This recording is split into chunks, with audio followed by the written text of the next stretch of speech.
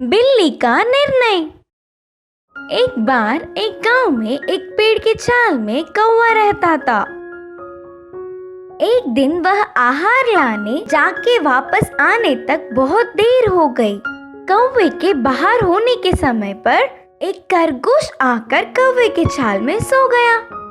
कौवा शाम को आकर खरगोश के रहना देख गुस्से से कहा, कौन हो तुम? यह मेरी जगह है। मेरे ना होने वाले समय पर आके कब्जा करना चाहते हो क्या? तुरंत चले जाओ। तब खरगोश, यह नदियाँ, गुफाएं, पेड़, छाले ये सब किसी के नहीं होते, सबका ही होते हैं। उस समय में रहने वालों का ही निवास होता है। अब मैं हूँ तो मेरा ही है, तुम ही दूसरी जगह ढूंढ लो। अब जाओ इधर से। खरगोश की बातों से और गुस्सा होकर कौवे ने कहा, मेरा घर कब्जा करके ऊपर से मुझे ही जाने के लिए बोल रहे हो? यह गलत है, तुम ही जाओ वरना तुम्हारा और मेरा लड़ाई होगा। ऐसे ही दोनों झगड़ने लगे। आखिर में, ठीक है चलो, किसी बड़े से इंसाफ मांगेंगे, उनके कहने पर चलेंगे, खरगोश ने कहा। तब कौवा, चलो ठीक है, ऐसे ही करेंगे। इधर पास में ही महान पंडित, विद्यावान, सबका निर्णय करने वाला एक बिल्ली है। उधर जाकर हमारी लड़ाई के बारे में बताकर इंसाफ मांगेंगे। तो बस यह बातें सुनते ही खरगोश एकदम चौंक गया और कहा, क्या बिल्ली के पास जाकर लड़ाई सुलझाने को कहेंगे? क्रूरता, अति विनम्रता, चोरी करना बिल्ली जात के लक्षण है। कोई भी कितने भी विद्यावान होने से जात के लक्षण बदलना या भूलना असंभव है। दुष्टों से जितना दूर हो उतना ही अच्छा है। इसीलिए फिर एक बार सोच लो। वो बिल्ली की महानता ना जानते हुए तुम ऐसे बोल रही हो। वो कितने ज्ञानी है तुम नहीं जानते। इस जंगल में किसी को भी कोई लड़ाई हो तो वही सुलझाता है। बिना किसी संदेह से मेरे साथ आओ। बोलकर उसके पीछे चल पड़ा खरगोश। कौवा और खरगोश बिल्ली के पास जाकर थोड़ी दूर रहकर उनकी लड़ाई के बारे में बताकर इंसाफ करने को कहा। बिल्ली उन्हें देख, अरे तुम दोनों कौन हो और मेरे पास क्यों आए? मुझे नहीं पता। मुझसे कुछ बोलना चाहते हो क्या? मैं पहले वाला बिल्ली नहीं, अब बहुत बूढ़ा हो चुका।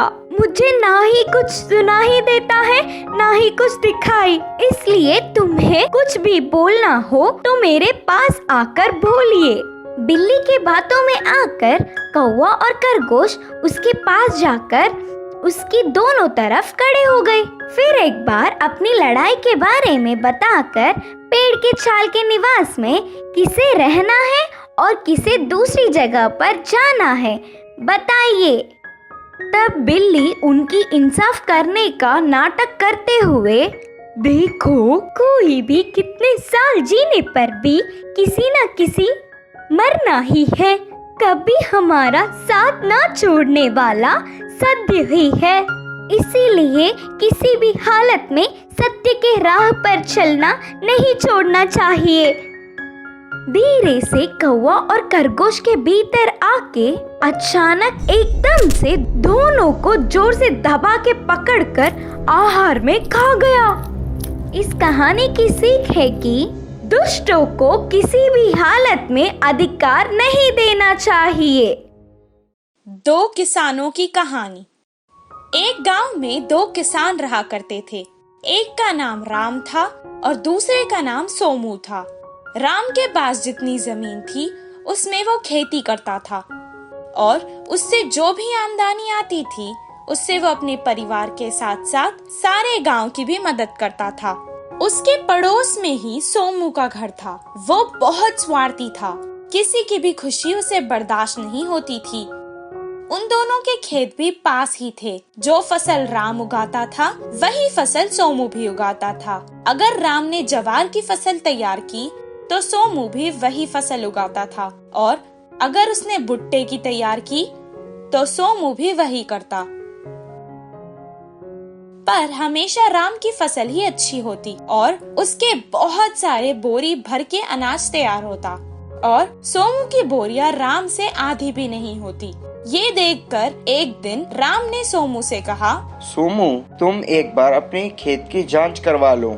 तुम भी मेरे जितनी ही मेहनत करते हो और मेरी तरह ही फसल उगाते हो, फिर भी तुम्हारी आमदनी इतनी कम क्यों है? शायद तुम्हारे खेत की जमीन किसी और फसल के लिए बनी है।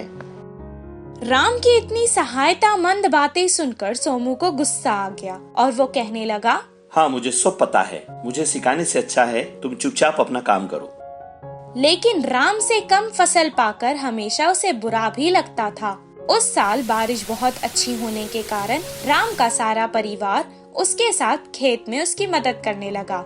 ये देखकर सोमू ने कहा, ये राम तो हर चीज में तरक्की ही कर रहा है, इसका कुछ तो करना ही होगा।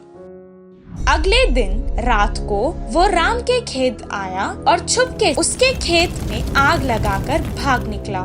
लेकिन राम खेत की निगरानी के लिए खेत के पास ही सो रहा था। अचानक जब उसे पता चला कि उसके खेत में आग लगी है तो वो तुरंत उसे बुझाने लगा। ज्यादा देर नहीं होने के कारण सिर्फ थोड़ी ही फसल नष्ट हुई थी। ये काम किसने किया था उसे पता चल गया था, लेकिन झगड़ा करने से क्या मिलेगा सोचकर वो चुप हो गया। अगले दिन जब राम सो रहा था तो उसे रोने की आवाज सुनाई दी। वो तुरंत बाहर आकर देखने लगा। सोमू की पत्नी अपने छोटे बच्चे को गोद में लेकर सर पकड़ के रो रही थी। उस समय सोमू घर पर नहीं था। राम ने बिना कुछ सोचे तुरंत अपनी बैलगाड़ी सोमू की पत्नी और उसके बच्चे को वैद्य के पास ले गया। कुछ देर बाद सोमू का बच्चा ठीक हो गया। अगले दिन जब सोमू घर वापस आया तो उसकी पत्नी ने उसे सारी बात सुनाई और सोमू तुरंत राम के पास आया और कहने लगा, तुमने मेरे बच्चे की सही समय पर भगवान की तरह जान बचाई है और मैंने तुम्हारा ही बुरा चाहा, तुम्हारे साथ धोखा किया। उस दिन से वो भी बदल गया और सबके साथ अच्छे से रहने लगा। इस कहानी से हमें ये शिक्षा मिलती है कि हमें हमेशा हर किसी का अच्छा ही सोचना चाहिए। शर्मीली खरगोश की कहानी। एक गांव में बकरी, गधा, सांड रहते थे। वह तीनों रोज गांव के पास के जंगल में चरने जाते। साथ साथ जाके आने से अच्छे दोस्त हुए। एक दूसरे के प्रति प्यार से रहते थे। उन्हें रोज जंगल में चरने के लिए आना एक खरगोश देखकर वह बकरी, गधा, सांड मिलजुल कर आराम से रहते हैं। मेरे भी ऐसे दोस्त होते तो कितना अच्छा होता करके विचार किया। तो उन तीनों के पास जाकर उससे दोस्ती करो पूछने के लिए यह बहुत शर्मीली और डरी हुई थी। ऐसे रोज दूर से ही देखती पर कभी भी उनके पास जाकर बात करने का साहस ही नहीं कर पाई। एक दिन ऐसे ही अकेले खरगोश को लोमड़ी ने देखा। आहा, बढ़िया, कितना नरम आहार है। आज किसी भी तरह खरगोश का मांस खाना ही है, सोचकर उसके पीछे चलता गया। उस लोमड़ी से पीछा छुड़ाने के लिए बेचारी छोटी सी खरगोश दौड़ती गई। दूर से दिखने वाले बकरी के पास जाकर, दोस्त, वह लोमड़ी मुझे भगाता आ रहा है, मुझे बचाओ ना, करके पूछी।